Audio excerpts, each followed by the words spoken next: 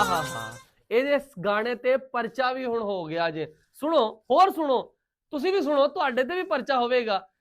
ਮੁਹੱਲੇ ਦੇ ਵਿੱਚ ਰਾਹ ਬੰਦ ਕਰਕੇ ਟੈਂਟ ਲਾ ਕੇ ਕੁੜੀਆਂ ਬੁਲਾ ਕੇ ਉੱਚੀ ਆਵਾਜ਼ ਦੇ ਵਿੱਚ ਇਹੋ ਗਾਣਾ ਲਾ ਕੇ ਤੇ ਨਾਲ ਇੱਕ ਹੋਰ ਗਾਣਾ ਵੀ ਸੀਗਾ, ਪੱਪੀਆਂ ਦੇ ਪੈਸੇ ਵੱਖਰੇ ਜੱਫੀਆਂ ਦੇ ਪੈਸੇ ਵੱਖਰੇ। ਅੱਲਾ ਮਾਫ ਕਰ ਦੇਵੇ, ਕਿੱਦਾਂ ਦੇ ਗਾਣੇ ਸੁਣਦੇ ਹੈਗੇ ਆ।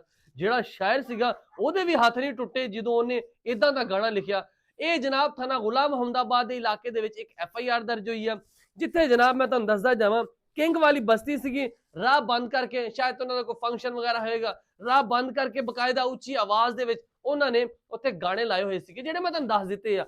ਤੇ ਉੱਥੇ ਜਨਾਬ ਪੁਲਿਸਾਂ ਪਹੁੰਚ ਜਾਂਦੀਆਂ ਨੇ, ਤੇ ਫਿਰ ਜਦੋਂ ਉੱਥੇ ਪੁਲਿਸਾਂ ਪਹੁੰਚਦੇ ਨੇ ਤੇ ਤੁਹਾਨੂੰ ਪਤਾ ਝਾਂਜਰ ਦੀ ਪਾਵਾਂ ਛਨਕਾਰ ਢੇਰ ਸਾਰੇ ਪਹਿਲੇ ਇਦਾਂ ਦੇ ਗਾਣੇ ਆ ਜਿਹੜੇ ਕਿ FIR ਦਰਜ ਹੋ ਚੁੱਕੀਆਂ ਨੇ। ਤੇ ਇਸ ਤਰ੍ਹਾਂ ਹੀ ਫਿਰ ਅੱਜ ਫੈਸਲਾਬਾਦ ਦੇ ਵਿੱਚ ਵੀ FIR ਦਰਜ ਹੋ ਗਈ ਆ, ਜਿਹਦੇ ਤੇ ਜਨਾਬ ਉਹਨਾਂ ਨੇ ਬੜੇ ਗੰਦੇ ਗਾਣੇ, ਮੈਂ ਹੁਣ ਦੁਬਾਰਾ ਨਹੀਂ ਬੋਲਾਂ, ਅੱਲਾ ਮਾਫ ਕਰ ਦੇਵੇ, ਇਦਾਂ ਦੇ ਗੰਦੇ ਗਾਣੇ ਤੁਸੀਂ ਨਹੀਂ ਸੁਣਨੇ ਹੈਗੇ। ਬਹਰਹਾਲ ਮੈਂ ਦੱਸਿਆ ਤੁਹਾਨੂੰ ਮਕਸਦ ਇਹ ਵਾ ਕਿ ਇਦਾਂ ਦੇ ਗਾਣੇ ਤੋਂ ਜ਼ਰਾ ਬਚ ਕੇ ਗੱਡੀ ਵਿੱਚ ਜਾਂਦੇ ਐਵੇਂ ਤੁਸੀਂ ਉੱਚੀ ਆਵਾਜ਼ ਚ ਲਾ ਕੇ ਜਾਂਦੇ ਹੋਵੋ, ਅੱਗੋਂ ਪੁਲਿਸ ਨਾਕਾ ਲਾ ਲਵੇ ਤੇ ਤੁਹਾਡੇ ਤੇ ਪਰਚਾ ਕੱਟ ਜਾਵੇ। ਦੇਖੋ ਨਾ, ਮੇਰੇ ਤੁਸੀਂ ਵੀਰ ਜੇ, ਮੈਂ ਨਹੀਂ ਚਾਹੁੰਦਾ ਤੁਹਾਡੇ ਤੇ ਕੋਈ ਪਰਚਾ ਕੱਟੇ। ਬਹਰਹਾਲ ਤੁਸੀਂ ਇਹਨਾਂ ਕੰਮਾਂ ਤੋਂ ਬਚਣਾ ਵਾ। ਬਾਕੀ ਆਹ ਤਾਂ ਫੜੇ ਗਏ ਨਾ, ਹੁਣ ਦੇਖੋ ਕੁੜੀਆਂ ਵੀ ਫੜੀਆਂ ਗਈਆਂ, ਕੁਝ ਜਿਹਨਾਂ ਨੇ ਖਵਾਜਾ ਸ਼ਰਾਬ ਵੀ ਸੱਦੇ ਹੋਏ ਸੀ ਉਹ ਵੀ ਫੜੇ ਗਏ, ਸਾਰੇ ਦੇ ਸਾਰੇ ਵਿਚਾਰੇ ਰਗੜੇ ਗਏ ਆ। ਉਹਨਾਂ ਦਾ ਕੀ ਕਸੂਰ ਸੀਗਾ, ਉਹਨਾਂ ਨੂੰ ਤੇ ਇਹਨਾਂ ਨੇ ਸੱਦਿਆ ਸੀ। ਖੈਰ, ਬੁਰੇ ਕੰਮ ਦਾ ਬੁਰਾ ਹੀ ਨਤੀਜਾ ਹੈ।